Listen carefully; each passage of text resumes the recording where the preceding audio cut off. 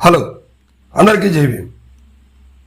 ఆంధ్రప్రదేశ్లో ఇటీవల తెనాలిలో పోలీసులు దాష్టికానికి గురైనటువంటి ఒక నలుగురు బాధితులని చెప్పుకోవచ్చు.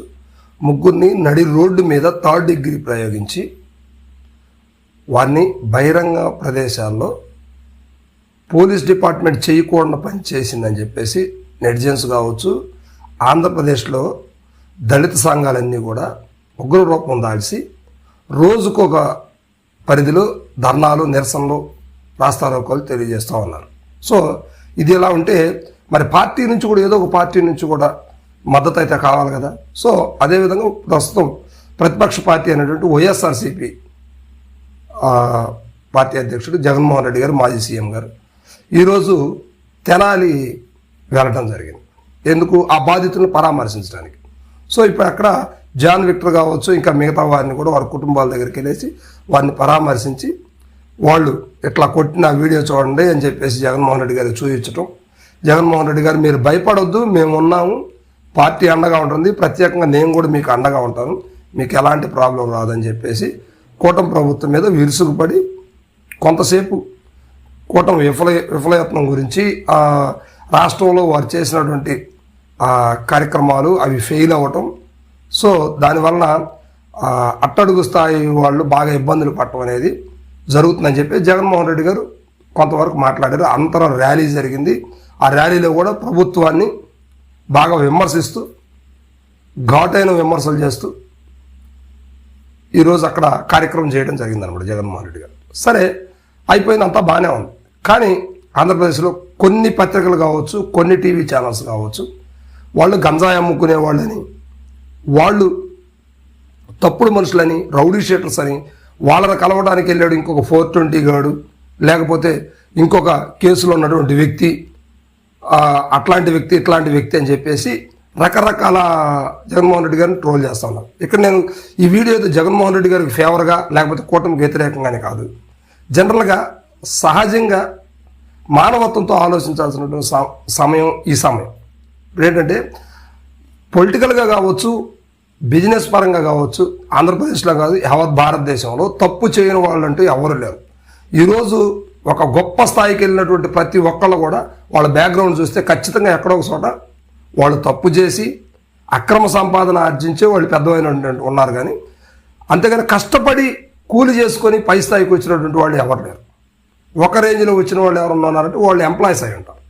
అంతేగాని బిజినెస్ పీపుల్ కానీ, రాజకీయ నాయకులు కానీ ఎటువంటి కష్టం అనేది లేకుండా, ఎటువంటి మోసం, అబద్ధాలు అనేది లేకుండా, చీటింగ్ అనేది లేకుండా పైకి వచ్చిన చరిత్ర దాఖలాలు ఎవరికి లేవు.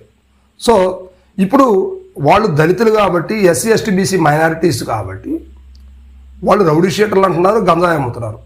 ఏం సినిమా వాళ్ళు గంజాయిలు అమ్మలేదా? వాళ్ళని అరెస్ట్ చేశారా? డ్రగ్స్ అమ్మలేదా? ఇతర దేశాల నుంచి తీసుకొచ్చినటువంటి డ్రగ్స్ వాళ్ళు అమ్మలేదా? వాళ్ళు పట్టుకున్నారా? రాజకీయ నాయకులు డ్రగ్స్ తీసుకొని అసెంబ్లీలో కూర్చున్నటువంటి సందర్భాలు ఆంధ్రప్రదేశ్లో లేవా? ఇండియాలో లేవా? వారిని పట్టుకున్నారా ప్రభుత్వాలు?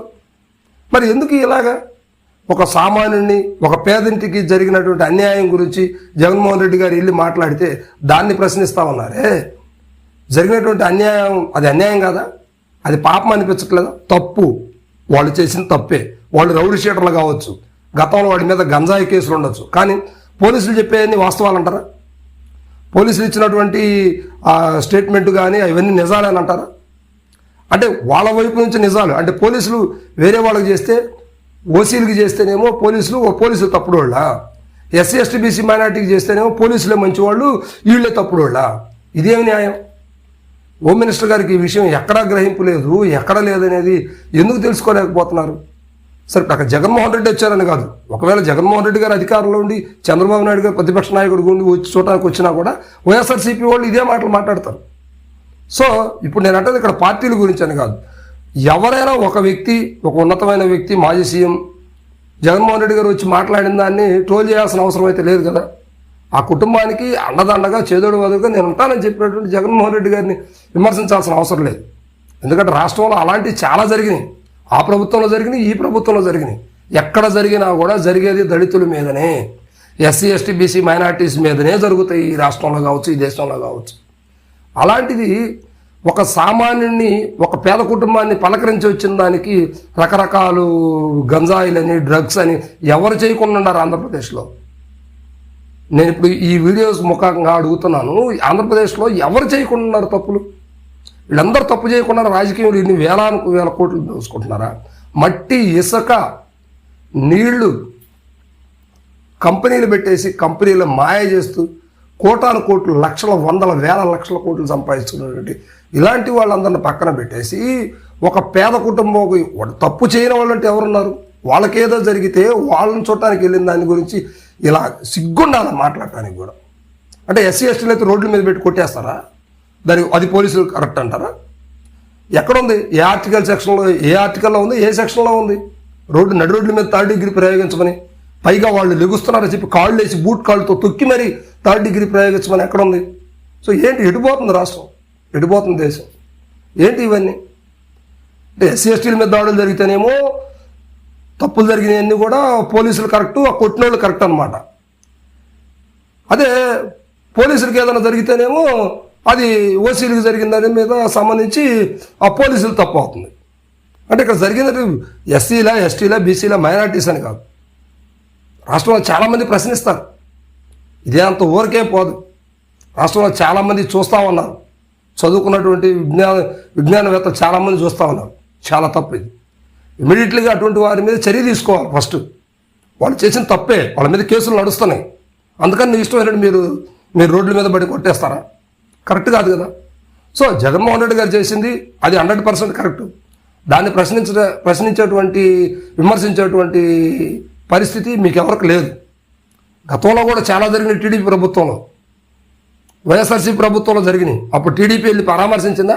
కొంతమందిని పరామర్శించి ఉండొచ్చు. దానికి ఎందుకు ఇంత ఇది?